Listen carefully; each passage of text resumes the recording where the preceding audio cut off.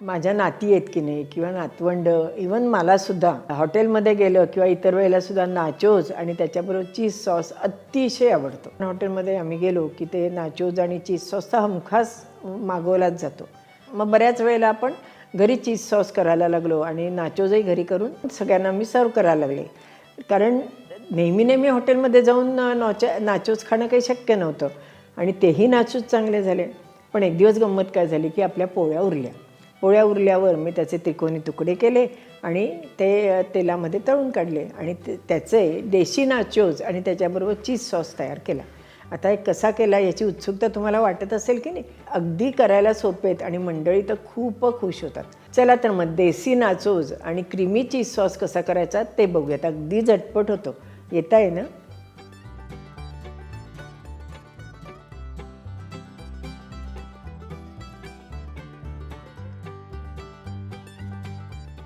आता नाचोज करण्याकरता आपल्याला पोळी पाहिजे ना. ही कालची पोळी आहे. याचे आपण नाचोजसारखे तुकडे करून घेऊयात. पहिल्यांदा हा जो गोल भाग आहे ना तो काढून घेऊयात, म्हणजे आपल्या नाचोजचा आकार चांगला येईल. हेही तळून नंतर आपण डीप करू शकतो बरं का सॉसमध्ये. वाया नाही घालवायचे. पण आता आपण व्हिडिओ करतोय की नाही म्हणून आपण फक्त त्रिकोणी तुकडेच घेणार आहोत. ही अशी पट्टी काढून घेतली. आता याचे आपण तुकडे करून घेऊ. असे आपण सगळ्या पोळ्यांचे तुकडे करून घेऊयात. हे पोळ्यांचे तुकडे करून घेतलेत. तेलही आपलं चांगलं गरम झालं आहे. आपण ह्याच्यामध्ये हे तुकडे तळायला घालूयात. तेल कमी घेतलं तरीसुद्धा चालतं बरं का.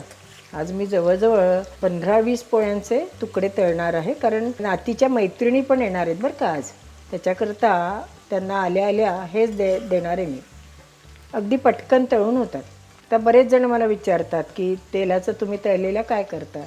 तर आता एखादी गोष्ट तळायची असेल तर ती मी तळून घेते आणि मग हे तेल मी फोडणीमध्ये वगैरे वापरते. आता आज आपल्याला जास्त एकदम तळायचं म्हणून तेल जास्त घेतलं नाही तर मी कढईमध्ये अगदी बेताचं तेल घेते. म्हणजे मग थोडंसंच उरतं. मग ते 2-3 फोडणीमध्ये त्याचा वापर होऊन जातो. एकाच तेलामध्ये 4-5 दिवस सतत तळत राहिलो तर मात्र ते तेल चांगलं राहत नाही असं मला एका जाणकार व्यक्तीने सांगितलं. लागली तळलेल्या तेलाचा लागली वापर करून टाकला तर चालू शकतो. म्हणजे मी तरी असं करते बरं का. आता आपल्या झाऱ्याला या कुरकुरीत लागायला लागल्यात. झाल्यात की नाही कुरकुरीत. आणि मुख्य म्हणजे काढल्यावर सुद्धा या लाल होतात बरं का. त्यामुळे थोडासा तांबूस रंग झाला की काढावं. काही वेळेला अशी गडबड होते की आपल्याला वाटतं अजून तांबूस व्हायला पाहिजे आणि आपण काढतो.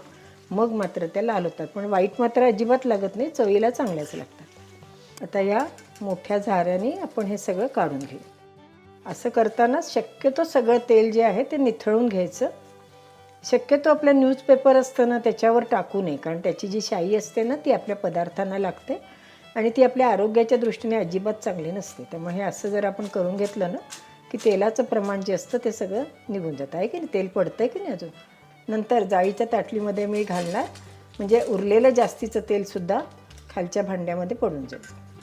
असे आपण सगळे आपले नाचोज तळून घेऊयात. आता सॉस तयार करणार आहोत की नाही आपण नाचोजवर घालायला. त्याच्याकरता पहिल्यांदा आपण हे बटर घालून घेऊयात. साधारण 1 चमच्याच्या वरती आहे. बटरमुळे काय होतं छान चव येते. त्यामुळे थोडंसं जास्त घातलं तरीसुद्धा चालू शकतं. समजा तुम्हाला ह्याच्यात लसूण हवा असेल तर 1च लसणाची पाकळी ह्या वेळेला ह्याच्यामध्ये टाकायची. म्हणजे ती ह्याच्याबरोबर बटरबरोबर चांगली परतली जाते आणि वास येतो. मग नंतर काढून टाकली तरीसुद्धा चालू शकते. आपलं आता बटर गरम झालेलं आहे.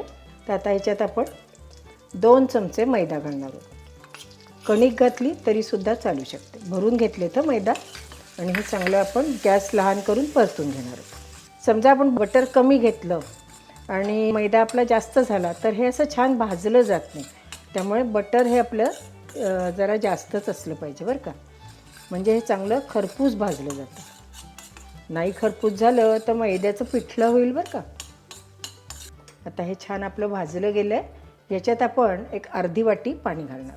काही जण हे फक्त दुधातलं करतात पण आपण याच्यामध्ये पाणी घातलं म्हणजे काय होतं की आपला जो मैदा असतो ना त्याच्या गाठी होत नाही. आपल्याला चांगलं शिजवता येतं. आता हे आपलं झालेलं आहे. घट्ट व्हायला लागलं आहे. त्याच्यात आपण साधारण अर्धी वाटी चीज घालणार आहोत आणि लागली अर्धी वाटी दूध घालणार आहोत. पाण्याच्या ऐवजी नुसतं दुधात केलं तरीसुद्धा चालू शकतं.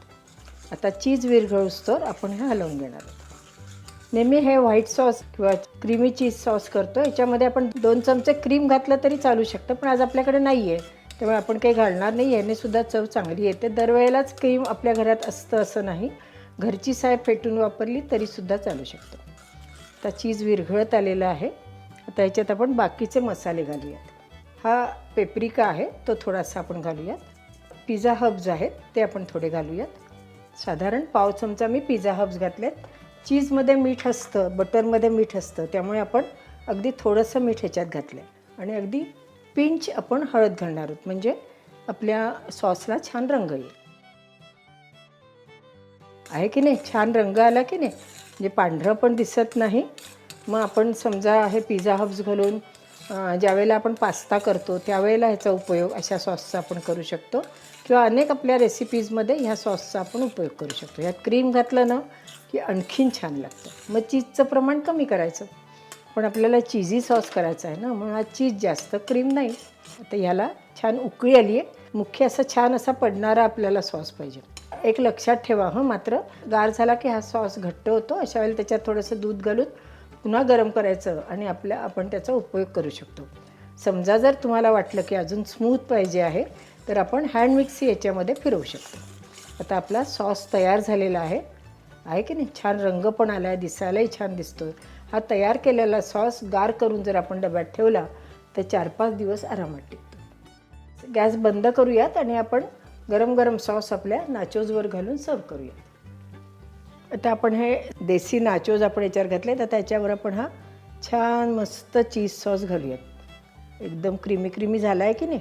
घरातील प्रत्येकाला छान असं वेगवेगळं करून दिलं ना, वेगळ्या एखाद्या वाटीत, काचेच्या बाउलमध्ये, तर मंडळी खुश. पुन्हा हॉटेलमध्ये जाऊन ही डिश मागणार नाहीत.